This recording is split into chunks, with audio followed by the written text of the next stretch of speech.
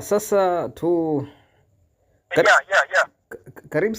karibu sana, tuko live sasa. Leo kwanza kabisa, karibu, tuko kwenye kipindi chetu ambacho tunakiita Afya Yetu, ambacho kinajumuisha wataalamu mbalimbali ambao tumekuwa tunakutana nao katika kipindi hiki ambacho kinatupa fursa na kumpa fursa pia msikilizaji na mtazamaji ambaye anatufuatilia pote au mitandao yote ya kijamii pamoja na YouTube, lakini pia tunakuwa na wataalamu ambao wanakuwa wanatuelezea afya zetu zikoje. Na leo tumebahatika, mtazamaji na msikilizaji popote pale ulipo, leo tumebahatika kuwa na daktari wa kinywa na meno, na hapa live tuko naye na tutazungumza naye. Mimi nitaongozana naye kwenye 1 na 2 kwa maana ya kufahamu nini amekuja nacho hivi leo, lakini leo tuko na kama ambavyo nimetangulia kukwambia kwamba tuko na daktari wa kinywa na meno. Yeye zaidi atajitambulisha, mimi namfahamu kwa hivyo, lakini yeye atatuambia ni nani na anafanya nini. Karibu sana daktari, ya kikubwa jitambulishe, watu wa kufahamu, lakini pia uzoefu wako katika kazi yako ya udaktari wa kinywa na meno, lakini pia kwa ufupi daktari wa kinywa na meno anahusika na nini? Karibu sana daktari. Asante. Kwa majina naitwa Eligius Edward Maliki, ni daktari wa afya ya kinywa na meno. Naam. Tunapozungumzia afya ya kinywa na meno, tunamaanisha kinywa na vitu vyote vinavyopatikana kwa maana ya meno, nyama, ulimi, fizi na kila kitu kinachopatikana kwenye kinywa. Hiyo ndio tunayoitwa afya ya kinywa na meno. Naam. Yes, sasa hebu tuambie au mwambie msikilizaji na mtazamaji ambaye anatufuatilia popote pale alipo, ikiwa ni Tanzania na nje ya Tanzania, afya ya kinywa ina mchango gani kwa afya ya mwili mzima kabisa? Kwanza, mtu mwenye changamoto ya kinywa, naam, kwa ujumla ni kwamba hata kuwa na uwezo wa kula vizuri, na basi hata akiweza kula hata kuwa huru kula kama mtu mwenye uzima wa afya ya kinywa na meno, au mtu mwenye afya bora ya kinywa na meno. Kwa hiyo kinywa na meno kwa ujumla inaathiri au inaimarisha mwili mzima pale inapokuwa ina changamoto, kwa sababu usipokula mwili hautapata nguvu, na ukishindwa kuwa na nguvu hautaweza kufanya shughuli yoyote ya kimaendeleo. Kwa hiyo hatuna budi au tunalazimika kutunza afya zetu za kinywa na meno kwa faida ya yetu sisi, lakini pia na jamii inayotuzunguka. Sawa. Sasa daktari, katika hilo umefafanua kwa uzuri kabisa. Ni makosa gani sasa makubwa ambayo watu wengi tumekuwa tunayafanya au tunakosea bila kujua kuhusu meno, kuhusiana na meno yetu? Nafikiri vitu ambavyo ni vyepesi na ambavyo tunavifanya kila siku, aidha kwa kujua au bila kujua madhara yake, hasa ni tabia za ulaji wetu. Kuna watu ambao anakwambia kwa siku asipokunywa soda siku yake haijaenda sawa. Ndio. Na wakati huo yeye anapenda kutumia vitu vya sukari, nimetumia mfano wa soda. Wakati huo yeye kupiga kwake mswaki ni mara moja kwa siku, tena wakati mwingine akiwa anakimbia, ana haraka, amechelewa kazini. Kwa hiyo ni rahisi kuendelea au kufanya kinywa kubaki na mabaki ya soda ambayo kwa kiasi kikubwa ni asili ya sukari. Sasa hiyo asili ya sukari moja kwa moja inaenda kuathiri meno ambayo ni moja ya kiungo cha kinywa cha mwanadamu.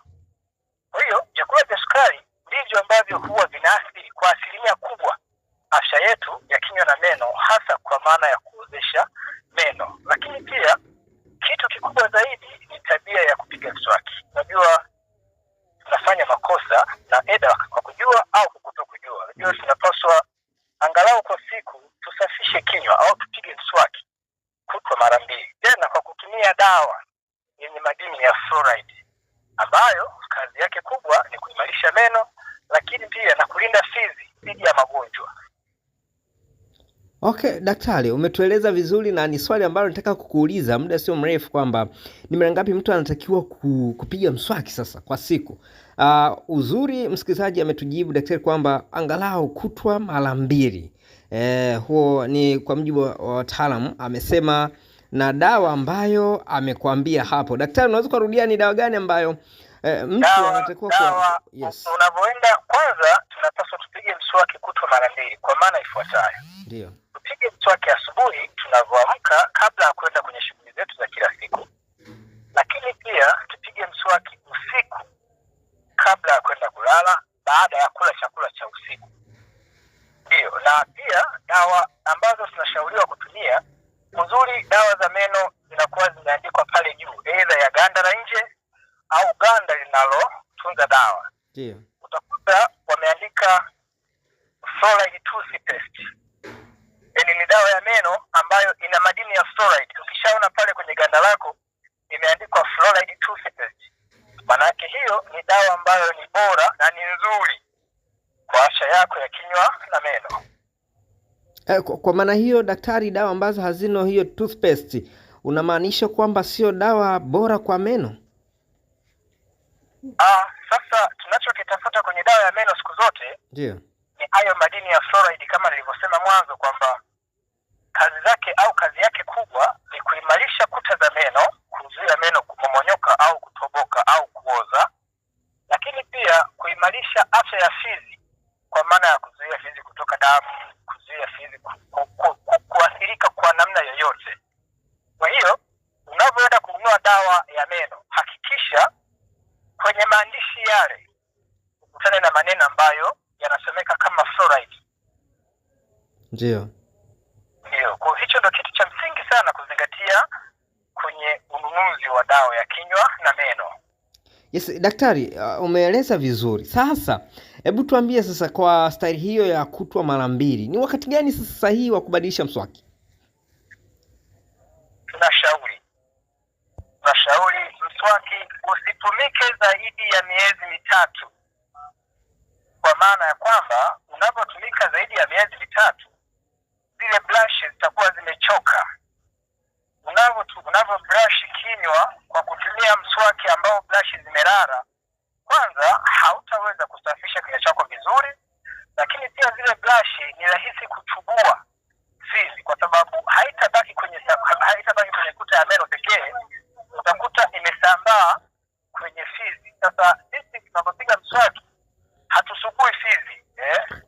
Mswaki kazi yake sio kusafisha fizi, isipokuwa mswaki kazi yake ni kusafisha meno kwa maana ya kuondoa mabaki ya chakula yaliyokwama kwenye meno. Ndio maana ya kupiga mswaki, kwa maana ya kusafisha kinywa. Okay, sasa daktari, asante kwa kueleza vizuri kabisa na kwa upana. Sasa kuna changamoto kwenye jamii na kuna baadhi ya dalili ambazo huwa zinatokea kwa watu wengi sana. Hebu tuambie sasa, ni maradhi gani au sababu kuu za maumivu ya meno ni zipi?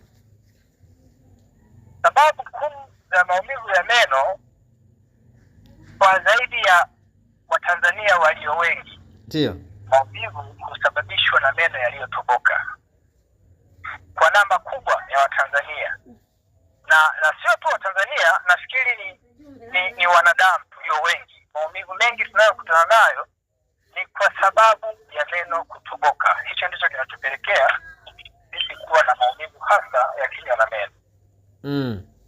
Lakini pia maumivu wakati mwingine tunapata kwa sababu ya magonjwa ya nyama za kinywa.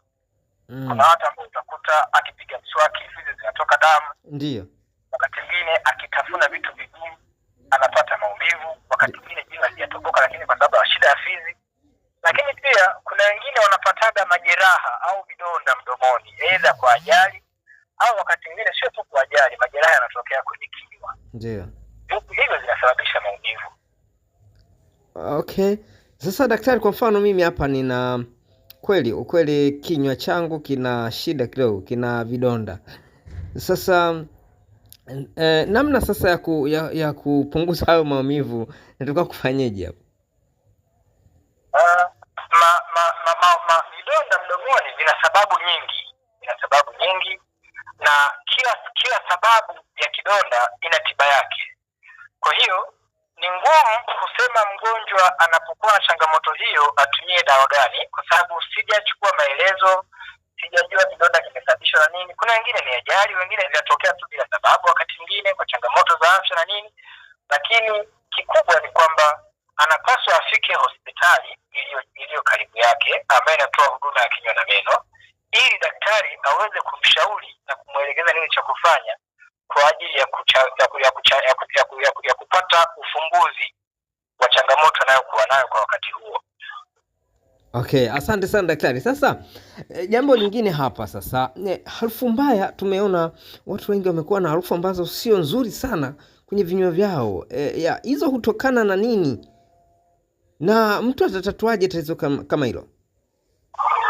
Sababu za kinywa kutoa harufu isiyo rafiki au kinywa kutoa harufu mbaya kwa lugha ngumu zipo tofauti na zipo nyingi kidogo. Mara nyingi tunategemea au tunatarajia kwa mtu mwenye harufu ya kinywa mdomoni au kwa mtu mwenye harufu mbaya ya kinywa, tunategemea tukute vitu vifuatavyo. Cha kwanza, kuna watu ambao unakuta na jino limetoboka.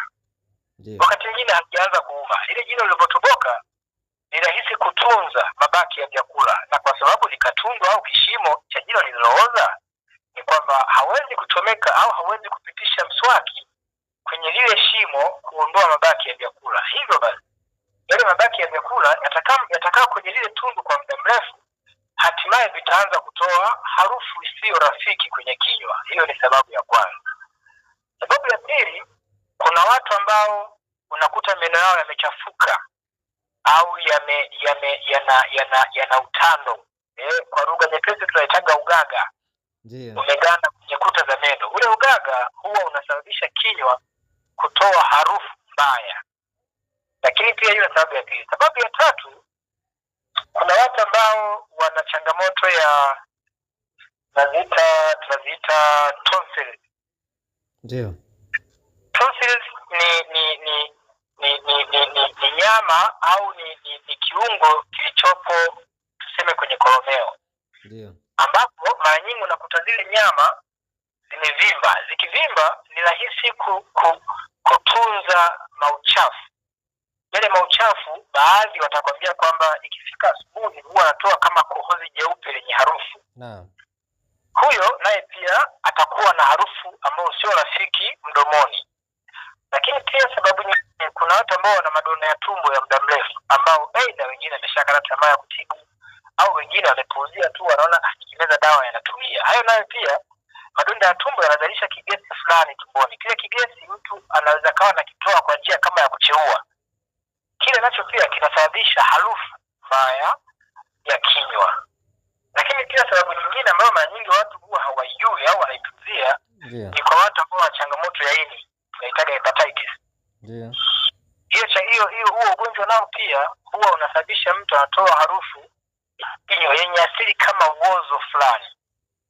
Kwa hiyo hizo ni sababu ambazo zinapelekea kinywa kutoa harufu mbaya. Nazo pia matibabu yake yanatofautiana. Kwa hiyo kikubwa ni kwamba tutamshauri mteja au mgonjwa afike kliniki yoyote ya meno, amone daktari, apate ushauri na apate ufumbuzi wa changamoto anayokuwa nayo. Okay, asante sana daktari, umeeleza kwa urefu na bila shaka msikilizaji na mtazamaji pia ameweza kuelewa vizuri. Sasa daktari, ili tuambie pia dalili za kutokwa damu kwenye fizi ni dalili ya nini? Kuna wakati mtu unaweza kuwa unapiga mswaki au na nini afu damu. Hiyo dalili unafikiri ni nini daktari? Kitaalamu. Sababu za haraka za mtu kuelewa zipo kama mbili. Ndio. Sababu kwanza ni matumizi ya mswaki wenye brush ngumu, ambapo tunamaanisha kujiumiza. Ndio. Kujiumiza kwa njia ya kupiga mswaki, fizi zitatoka damu. Hiyo ni sababu ya kwanza. Sababu ya pili, kuna watu ambao huwa wana shida ya fizi, yaani wana magonjwa ya fizi. Ndio. Ambapo huyo mwenye ugonjwa wa fizi anaweza kawa hajapiga mswaki, isipokuwa akitafuna kitu kigumu au akigusa fizi kwa namna yoyote ambayo ina mgandamizo fulani, fizi zinatoka damu, huyo anapaswa afike pia hospitali. Kwa fizi kutoka damu hasa sababu kubwa mbili ziko mbili, hiyo inaweza kujiumiza au mwenye shida ya fizi. Lakini pia kuna watu ambao wanakuwa na changamoto ya tunasema wale wenye tatizo la kutoka damu. Wale wenye changamoto ya kutoka damu pia anaweza katoka damu hata kwenye fizi, wakati mwingine bila kufanya kitu chochote, anashangaa tu anatoka damu. Huyo siku zote au mara nyingi tunategemea awepo kwenye dozi ambayo inatibu changamoto anayokuwa nayo.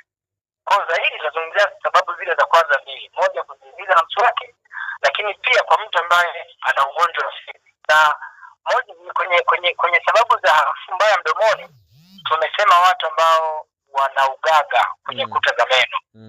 Hao nao mara nyingi fizi zao huwa zinatoka damu, aidha wakati wa kupiga mswaki au kwa kitu ambacho kinahitaji nguvu, mfano kusaga mua au muhogo mbichi, nao pia wataona vichembechembe vya damu mdomoni. Wote hao wanapaswa wafike hospitali kwa ajili ya kupewa tiba na ushauri.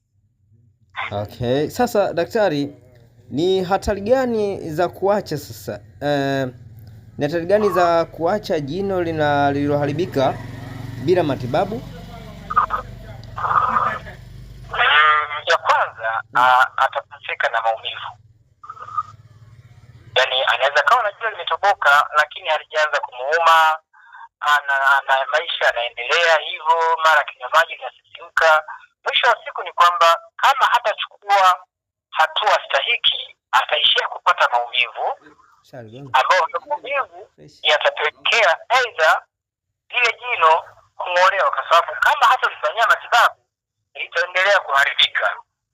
Linapoendelea kuharibika, huenda ikafika hatua matibabu pekee yanayofaa ni kung'oa. So mtu asipoenda kupata tiba, athari ya kwanza ni maumivu, lakini pia athari ya pili ni kulipoteza lile jino. Anapopoteza lile jino, anakuwa amekaribisha pengo. Anapokaribisha pengo, tayari ameingilia mfumo wa kusaga chakula. Kwa hiyo madhara yake ni kwamba maumivu, kupoteza jino, lakini pia na kukosa uhuru wa kusaga chakula kwa sababu ya pengo. Okay, sasa daktari, sasa hapo kwa upande huo tufanyeje kama mtu ana jino limetoboka? Afanye nini sasa haraka kabla hata halijamuuma wala kupata maumivu mengine ya namna hiyo? Jino linapokuwa limetoboka haliumi ghafla. Inawezekana limetoboka, wakati mwingine halina maumivu ya aina yoyote, au wakati mwingine limeanza kuwa na hisia fulani wakati wa chakula cha moto, cha baridi, vitu vya sukari. Wakati mwingine linauma kwa nyakati fulani, ukitafuna chakula wakati wa kusaga chakula, lakini ukiacha au ukimaliza linapoa. Inafika hatua wakati mwingine linauma muda wote, yani linauma muda wote mpaka umeze dawa ndipo upate nafuu. Lakini pia mbaya zaidi, linafika hatua hata ukimeza dawa halipoi. So zote hizo, unapogundua kwamba nina jino ambalo ni bovu mdomoni, mapema anapaswa afike hospitali ili apate huduma ambayo itamfaa. Okay, sawa. Ndiyo. Sasa daktari, kwenye haya bwana, samahani, cha kuongezea, ndio kila hatua ya jino kuharibika ina tiba yake. Ndio. Anapoliwahi ndipo anaongeza asilimia za kubaki na jino lake. Ndio. Anapochelewa anaongeza asilimia za kulipoteza jino lake. Okay. Lakini pia unavyowahi kupata matibabu ndiko pia unatibiwa kwa gharama nafuu. Yaani unapowahi unatibiwa kwa gharama nafuu na kubaki na jino lako. Lakini unapochelewa, kwa sababu kuna watu wanachelewa mpaka inafika hatua ile meno yanatunga usaha. Ndio. Unapoenda hospitali, maana gharama za matibabu ni tofauti na ambaye aliwahi mwanzo. Wewe utakuwa ni kubwa kwa sababu wanafanya vitu vingi kwa wakati mmoja. Ndio. Kwa hiyo kubwa zaidi ni kwamba awahi hospitali apate huduma ili aweze kuendelea kufaidi maisha. Asante sana daktari. Bila shaka msikilizaji umesikia na umeelewa kile ambacho amekizungumza daktari kuhusiana na meno. Wahi hospitali, usitumie gharama kubwa, lakini pia ukichelewa utatumia gharama kubwa na utalipoteza jino lako. Sasa daktari, tuhame kipengele sasa. Watu wengi kumekuwa na imani mbalimbali hapa kwenye jamii tunapoishi. watu wengi wamekuwa na mitazamo, wamekuwa na maoni ambayo kimsingi ni ya kijadi au kienyeji. Bila shaka hata wewe pengine umekuwa ukiishi unasikiliza na mengine najua kwamba watu wengi hutumia, kuna vitu mbalimbali ambavyo watu huvitumia kwa maana ya kupunguza maumivu au kurejesha meno yao kama ameshapata hitilafu. Kuna watu daktari wanatumia karafuu, chumvi au dawa za kienyeji wakiumwa na jino. Hili likoje na je, ni sahihi? Nafikiri ili uweze kutatua changamoto yoyote inayokusibu, lazima utafute sababu ni kwa nini hiyo changamoto imetokea. Ndio. Wewe huwezi ukawa unaumwa malaria kila siku nahangaika na paracetamol kwamba zitakuponya. Kwa hiyo anayetumia dawa za asili kwa maana ya karafuu na vitu kama hivyo, kwa kweli tusimkatishe tamaa, lakini tumwambie ukweli ni kwamba hakuna kitu ambacho anafanya. Yaani kama ni shida iko pale pale, kwa sababu jino linauma kwa sababu limetoboka. Ndio. Unatumia karafuu, ile karafuu inaenda kutibu sehemu iliyotoboka? Hapana. Jibu ni hapana. Jino linauma kwa sababu limetoboka. Unaenda kutumia tangawizi na maji ya chumvi, yanaenda kufanya repair ya sehemu iliyobomoka? Hapana. Jibu ni hapana. Kwa hiyo utatumia dawa zozote ambazo unaweza kwenda kuzitafuta shambani, unaenda kununua mtaani, lakini mwisho wa siku ni kwamba hautakwepa kwenda hospitali. Hilo jino unaweza kupata nafuu ya maumivu kwa wakati fulani, ikatulia, lakini likaendelea kubomoka. Mwisho wa siku itabaki na vipande vitakudanganya kwa kipindi fulani, havitauma, lakini baada ya muda vitakuletea shida. Kwa hiyo swala la kwenda kupata huduma bado litabaki pale pale. Kwa hiyo hakuna sababu ya kuendelea kuteseka badala ya kuwahi hospitali na kupata tiba mapema, ukawa huru na ukawa salama. Asante sana. Kwa maana hiyo sasa kuna madhara ya kuchelewa kwenda hospitali kama ambavyo umesema mwanzo kwamba ukichelewa kwenda hospitali utatumia gharama kubwa na ukiwahi utatumia gharama ndogo kwa maana ya kutatua changamoto ya jino, si ndio? Ndio. Sawa. Sasa daktari, hapa tuna lika tofauti katika ukuaji. Tuna watoto bila shaka, hata wewe, lakini pia tuna wakubwa. Je, swali langu linakuja, mtoto aanze kupiga mswaki kuanzia umri gani? Sisi afya ya kinywa na meno iliyo bora inahamasisha na inasisitiza mtoto anapoota jino tu, unapothibitisha kwamba kuna jino mdomoni mwa mtoto, ndio huo ndo muda sahihi ambao anapaswa aanze kupiga mswaki. Sasa kwa umri huu, maanake yeye ni mdogo, hawezi kushika mswaki na kusafisha kinywa. Ndio ambacho tutakifanya hapo sasa, ndipo yanakuja majukumu ya mzazi. Ndio kwamba mzazi lazima ahakikishe mtoto kinywa chake ni safi. Kuna miswaki mingi ya watoto, kama anaona mswaki utamuumiza, basi atafute kamba iliyo safi, kale kajina na kuwa nakasafisha ili kasipate hitilafu, kwa sababu meno ya mtoto ni muhimu sana ili kuja kutupa picha halisi au afya iliyo bora ya meno ya utu uzima. Kwa hiyo kati ya kitu ambacho hatupendi kukipoteza ni meno ya watoto mpaka pale tu inapolazimu. Kwa hiyo mtoto aanze kupiga mswaki pale tu mama anapothibitisha au mzazi anapothibitisha kwamba tayari mtoto ana jino mdomoni. Sio asubiri mpaka meno yajae mdomoni, hapana. Watu washangaa na jaa mengine haya yaliyoota mwanzo yameshaharibika, unakuta maeneo ya mtoto yameungua, utafikiri sasa amefanya nini? Kwa hiyo kitu sisi hatukipendi. Mtoto asaanze kusafisha kinywa pale tu mzazi anapothibitisha kwamba mwanangu tayari kuna jino au kuna meno tayari yapo mdomoni. Okay, sasa daktari, hapo umeongea vizuri. Na vyakula gani sasa ambavyo mara nyingi vimekuwa vinaharibu meno ya watoto? Sio tu meno ya watoto, sababu za meno kuharibika kwa rika zote. Ndio. Kwanza kabisa ni kutoka kupiga mswaki kwa usahihi. Ndio.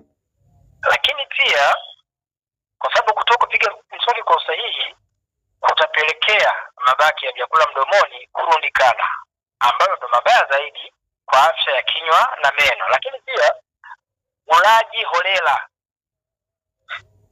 ulaji holela ambao hauna utaratibu. Yaani wewe ukifika mahara ni kutafuna hiki, ukifika mahara ni kutafuna hiki, manake unarundika uchafu mdomoni. Yeah. Lakini kibaya zaidi, matumizi yaliyopitiliza ya vyakula vya jamii ya sukari au sukari za viwandani. Yeah.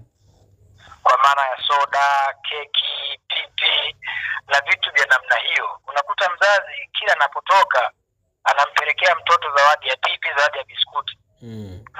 Wakati huyo mtoto anaweza akata siku mbili hajapiga mswaki. Cha msingi ni kwamba anamtafutia au anamtengenezea mtoto matatizo. Kwa hiyo cha kwanza tupige mswaki mara kwa mara, lakini pia cha pili tukiweza tuache kabisa au basi tupunguze matumizi ya vyakula vya asili ya sukari. Okay. Lakini pia cha tatu tuwahamasisha watoto, sababu ya kwanza hiyo ya kupiga mswaki mara kwa mara. Hivyo ndio vitu ambavyo kweli vitafanya tuwe na afya njema za kinywa na meno, lakini pia tuwe na meno yaliyo imara maisha yetu yote. Hakuna mtu anarithi meno kutoboka, watu wasidanganyane. Ni maisha ya mtu binafsi.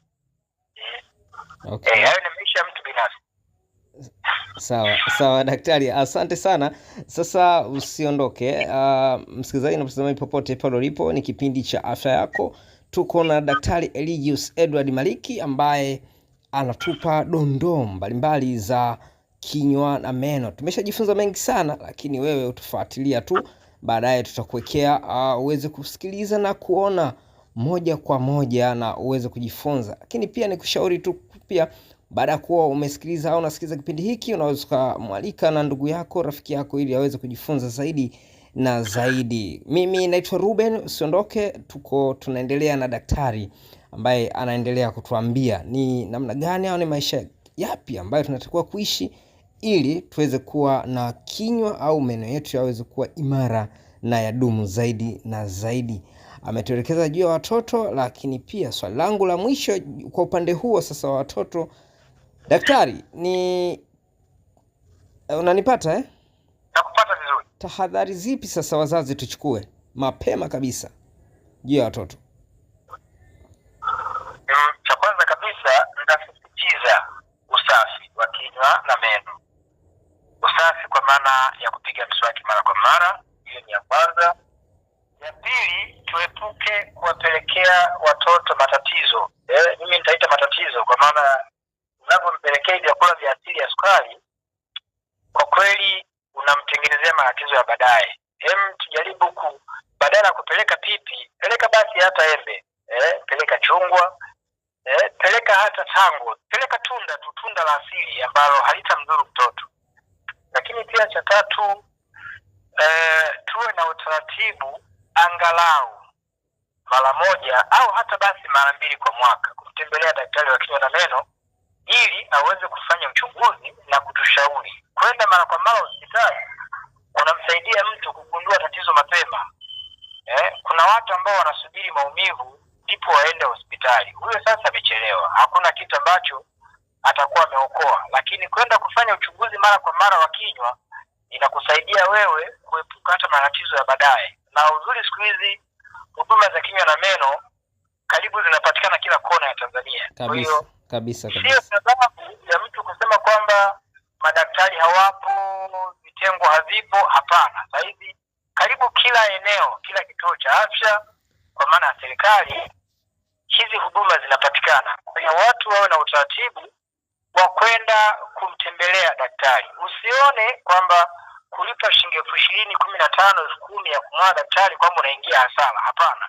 Unaepusha mengi. Kwa hiyo ushauri ni kwamba tuwe na utaratibu wa kumtembelea daktari kwa maana ya kupata ushauri juu ya afya zetu za kinywa na meno. Asante sana daktari, umetueleza kwamba vyakula ambavyo na vinywaji hasa vyenye asili ya sukari ni adui mkubwa sana wa kinywa na meno. Ndio. Sasa daktari, ni vyakula gani sasa husaidia kuimarisha meno na fizi? Chakula cha aina yoyote ambacho hakina asili ya sukari ya kiwandani. Ndio. Hicho ni bora na ni kizuri kwa afya ya kinywa na meno. Vyakula vibaya tu ambavyo vina madhara kwetu sisi ni vyakula vyenye asili ya sukari za viwandani ambavyo vinafahamika, hizi keki, soda kama nilivyosema mwanzo, pipi, biskuti na vitu vya namna hiyo. Vyote hivyo kwa kweli vinahatarisha afya zetu za kinywa na meno, hatuna budi kuviepuka. Asante sana daktari, ni kweli umetueleza vizuri kuhusiana na ni muda gani ambao tunatakiwa kumuona daktari. Umesema kwamba angalau kwa mwaka mara moja au mara mbili, tusione shida kutoa gharama kwa maana ya kwenda kuchunguza afya ya kinywa na meno, kwa maana ya aidha ni mzazi au kwa watoto wetu. Sasa daktari, dalili ambazo zinaweza kutufanya tukakimbia haraka sana kumuona daktari hospitali ni zipi? Mwili una asili kama ya alarm kwenye simu. Ndio. Ukiwa na ratiba zako ukaweka alarm kwamba nitahitaji msaada wa kuamshwa au kukumbushwa kitu cha kufanya, unaweka alarm kwenye simu au kitu chochote ambacho unahisi kinaweza ikafanya hivyo. Kwa hiyo kila binadamu mwili wake anautambua na anaufahamu vizuri. Unapohisi au unapoona kuna kitu haukielewi kwa namna yoyote, naam, ila pumoni, kuna sehemu panauma, kuna sehemu pana msisimko, kuna sehemu pana changamoto ambayo kwako ni ya tofauti na ulivyozoea kuishi, kimbia hospitali haraka, nenda kamweleza daktari, mshauriane. Daktari ni rafiki wa kila mtu, nenda zungumza naye. Sisi kwamba ukienda tu ndo wanachukua sindano au wanafanya nini? Hapana, nenda zungumza na daktari vizuri, mweleze kinachokusibu, atakushauri na unatoka ukiwa salama. Usisubiri uanze kuteseka. Unapohisi kitu chochote ambacho sio sawa, kama ambavyo tunahisi mwili kuchoka, homa na nini, tunakimbia kufanya vipimo. Basi vivyo hivyo tunapohisi tofauti yoyote ya kinywa, tufike hospitali kwa maana ya kupata huduma. Yes, asante sana daktari, ni kushukuru sana. Lakini sasa wakati tunamalizia ushauri wa mwisho sasa, ambao unatakuwa umwambie msikilizaji lakini pia na Mtanzania, ushauri wako kwa jumla kwa Watanzania na wasio wa Tanzania kuhusu afya ya kinywa na meno. Kwanza, afya ya kinywa na meno ni mtaji wa maisha yako ya siku zote, kwa sababu hasa huwa tunakutana na mtu, nakuta ni mwimbaji, anakwambia mimi nilipata ajali nikapoteza meno ya mbele, siwezi kuimba kwa uhuru. Kwa hiyo cha kwanza ni kwamba kwa gharama zozote tujitahidi kutunza afya zetu za kinywa na meno, lakini pia bila kusahau kuzingatia usafi wa kinywa kwa maana ya asubuhi na usiku kabla ya kwenda kulala, na kwa kutumia dawa ambayo ina madini ya fluoride ili kuimarisha kuta za meno, lakini pia na afya ya fizi. Na mwisho kabisa, tusisahau kuwatembelea madaktari kwa maana ya kufanya uchunguzi wa afya zetu. Hivyo ni vitu muhimu sana kwa mtu ambaye anahitaji kutunza afya yake ya kinywa na meno. Yes, asante sana kwa ujumbe mzuri daktari, lakini natamani sana, kuna watu ni wapuuziaji sana, wamesikia hapa au wameangalia lakini bado bwana kwani meno si yangu. Nao una ujumbe gani kwao, kwa wanaopuzia afya ya meno?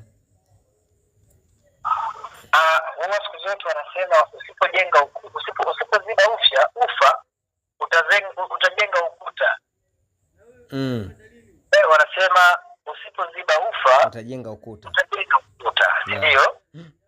Hiyo unapoendelea kufanya uzembe, nilisema mwanzo kwamba utapoteza jino, utaingia gharama kubwa, lakini pia utakuwa na mapengo ambayo yataathiri au yataingilia mfumo wako wa ulaji, kwa sababu bila kula huwezi kufanya kazi. Tunahitaji nguvu ambayo kwa asilimia kubwa tunaitegemea kwenye chakula. Tunahitaji mtu awe na afya ya kinywa na meno ili aweze kuwa na nguvu imara za kuijenga nchi au za kuijenga taifa. Sawa. Daktari, mimi nikushukuru sana kwa muda wako. Tumetumia takriban dakika 34 kama sio 35, tukipata dondoo mbalimbali za kuhusiana na kinywa. Daktari, kuna mtu sasa hivi anajiuliza na atakupataje sasa? Unapatikana wapi na mawasiliano yako yakoje? Napatikana jiji la Mwanza kwa namba za simu zifuatazo. Naam. 0759 732 44 kisha 2 mwisho. 0759 732 44 2. Yes, asante sana daktari. Lakini pia kwenye mitandao ya kijamii aidha unaweza ukawa kuna watu wanatuma ujumbe kwamba tunampataje kwenye mitandao ya kijamii? Sio mtumiaji sana wa mitandao ya kijamii. Naam. Hapo wanaweza wasinipate kwa mitandao ya kijamii, lakini nafikiri nafungua akaunti siku si nyingi. Kipindi kijacho tutawaeleza wanipataje kwa mitandao ya kijamii. Yes, asante sana na kushukuru sana daktari. Na msikilizaji, tulikuwa na Daktari Eligius Edward Malik kutoka Mwanza akitupa dondoo mbalimbali zinazohusiana na kinywa na meno. Bila shaka umejifunza mengi sana kutoka kwa daktari. Nafikiri ukiyafuatilia au ukiyazingatia yatakusaidia sana wewe pamoja na familia yako kuwa imara zaidi na kuhakikisha kinywa na meno vinakuwa safi. Tutakuwa na matatizo mengine na sio ya kinywa na meno. Bila shaka amekutajia nambari za simu ambazo unaweza kumpata kwa ushauri na kwa maelekezo zaidi. Usihofu. Mimi naitwa Ruben, nitakuletea kipindi kingine, tutajadili mengi zaidi kuhusiana na kinywa na meno. Bila shaka daktari ana mengi zaidi. Hapa ni kwa ufupi tu, lakini baadaye tutakuletea kabisa kipindi ambacho kitakuwa kimejaa kwa uzuri. Tutakuwa tunajadili moja baada ya nyingine. Nafikiri daktari atapata muda wa kutuambia dawa hii na hii. Lakini nimalizie kwa daktari, hebu tuambie dawa sasa ambazo tunaweza tukazitumia. Nafikiri hata kwa kutaja kampuni ambazo unazifahamu wewe, unafikiri ni imara zaidi. Sitataja dawa za maumivu, lakini tunataja dawa ambazo zinatufanya tusifike kwenye maumivu, kwa maana ya dawa za kinywa na meno, au kwa dawa tunaziita toothpaste. Hizi dawa za meno hizi, makampuni mama na ambayo yamekuwa na msaada mkubwa kwa afya za kinywa na meno, na zipo katika makundi mawili. Kundi la kwanza ni kinga, lakini kundi la pili ni tiba. Kwa maana ya kundi la kwanza la kinga, tunategemea au tunatamani na tunahitaji na tunapaswa kutumia dawa ambazo zina madini ya fluoride ambayo ipo kwa kiwango kizuri, ambapo sasa kwa sababu nimesema tutaje makampuni ni yafuatayo. Sitaweka ya kwanza wala ya pili, lakini nitataja tu. Moja ni unaweza kutumia Colgate, lakini ya pili anaweza kutumia Whitehead kwenye kundi la kwanza la kinga. Ndio. Kundi la pili ni tiba, na hii itatumika kwa wale tu ambao wana msisimko wa meno ambao hauna ushahidi wa meno kutoboka wala kuchubuka. Ndio. Huyu atatumia dawa inayoitwa Sensodyne. Sensodyne toothpaste. Huyu ni mtu ambaye ana meno yanayokufa ganzi, lakini pia yanayosisimka, yasiyokuwa na ushahidi wa meno aidha kutoboka au michubuko. Huyu atatumia hiyo Sensodyne. Kwa mwenye meno ya kutoboka na kuchubuka, akitumia dawa hizo zinazomsaidia zaidi, atapaswa afike kituo chote cha afya ili aweze kupata tiba na ushauri zaidi. Okay, asante sana daktari. Mimi ni kuache uendelee na majukumu, na tunakushukuru sana kwa muda wako ambao umeuchukua na umeweza kushirikiana na sisi. Hatimaye tumeweza kuyajua mengi sana. Daktari, nikutakie siku njema na usiku mwema bwana. Asante na kwako pia ndugu mwandishi. Asante sana. Yes, msikilizaji popote pale ulipo, mimi ni Ruben, lakini pia tulikuwa tukijifunza mengi sana kutoka kwa daktari ambaye ametueleza mengi zaidi yanayohusiana na kinywa na meno, na mengi zaidi tutakuletea kupitia vipindi vyetu mbalimbali. Lakini kushauri, ingia kwa YouTube, andika Gwas Online TV, kule utatupata kwa Gwas Online TV. Kule kiingia subscribe kwa alama nyekundu, tutukia kengele, ukibonyeza kengele na kwa mwanafamilia wa kupata kile ambacho tunakuwa tumekiweka, na zaidi tunakuwa na madaktari mbalimbali ambao tumekuwa na utaratibu wa kuwa nao kwa maana ya kujifunza mengi zaidi na zaidi. Utakuta mengi zaidi, unaweza like, ukashare, comment. Mimi nikushukuru sana kwa kuwa umekuwa nami mwanzo mpaka mwisho. Nikutakia siku njema na karibu sana. Kipindi kifuatacho tutakuwa na daktari mwingine. Ni nani? Basi fanya hivyo, shirikiana na sisi kwa subscribe ili uende kuwa mwanafamilia wa Gwas Online TV. Mimi nikutakia usiku mwema. Bye bye.